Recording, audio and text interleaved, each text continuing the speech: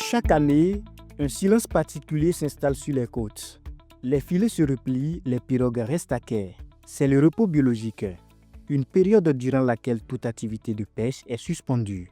Ici, à Calavitokpa, comme sur plusieurs autres côtes du pays, une pause de 2 mois a été imposée aux pêcheurs.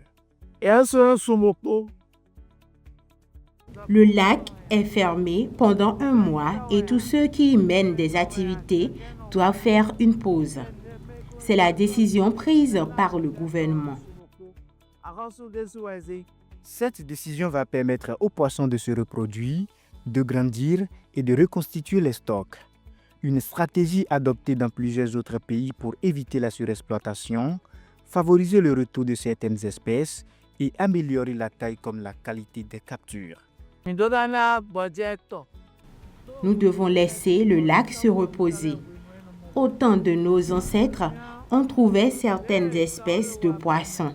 Mais aujourd'hui, avec la surexploitation, ces poissons ont disparu. La pression est devenue trop forte, ce qui fait qu'il n'y a plus assez de poissons à pêcher. Les résultats souvent se remarquent quelques mois après la reprise des activités de capture plus abondantes, des espèces autrefois rares à nouveau visibles. La fermeture du lac permet aux ressources halieutiques de bien se reproduire. Je crois que si nous respectons cette décision, nous en bénéficierons tous par la suite. Mais si les décisions prévues par la loi ne sont pas respectées, c'est la loi qui nous sanctionnera. Quand on ferme le lac, les poissons se reproduisent et grandissent bien. Cela permet aux pêcheurs et aux vendeurs de gagner davantage. Si un poisson se vendait à 2000 francs, quand il devient gros, atteindre 5000 francs. Mais cette pause n'est pas sans conséquences. Durant le repos biologique, l'offre diminue. Les prix grimpent et les pêcheurs font face à une baisse temporaire de revenus. Les revendeuses, elles aussi, ressentent le manque sur les étals.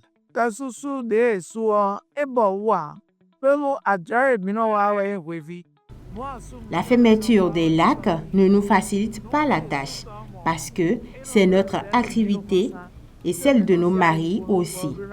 Cette décision nous met beaucoup en difficulté et nous sommes obligés d'utiliser toutes nos économies car nous n'avons pas d'autres activités que la vente de poissons. Dans toute chose, on rencontre des difficultés avant d'en profiter. Malgré les problèmes que nous vivons, nous faisons l'effort de supporter avec l'espoir que bientôt tout ira mieux.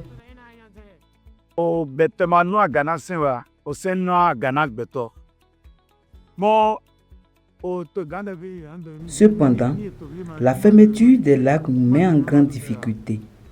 Nous avons même du mal à payer la scolarité de nos enfants, surtout que c'est notre seule activité. Après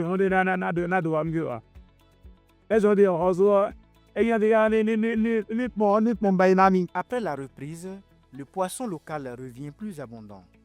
La qualité s'améliore et les marges redeviennent progressivement plus stables. Quand on ouvre les lacs, nous sommes tous joyeux parce que les poissons sont bien gros. C'est l'un des bienfaits de cette fermeture. Les pêcheurs qui s'entêtent et continuent malgré l'interdiction sont sanctionnés. Quand on ne respecte pas les décisions de l'État, c'est là que les policiers viennent nous arrêter et après, on accuse le gouvernement. Pour éviter tout cela, il faut respecter les décisions prises par les autorités. Derrière ces défis, les pêcheurs adressent un message au gouvernement. Ce que je voudrais dire au président de la République, c'est de penser à nous et de nous aider, car nous n'avons pas d'autre métier.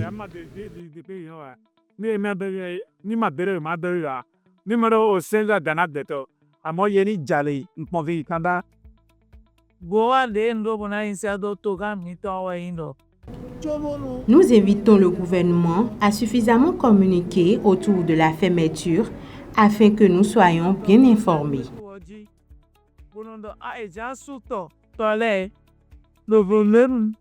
Le repos biologique n'est pas une pause forcée, c'est une respiration.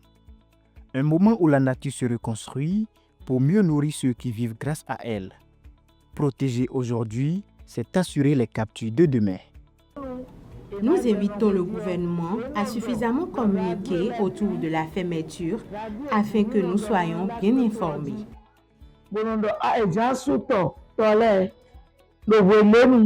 Le repos biologique n'est pas une pause forcée, c'est une respiration.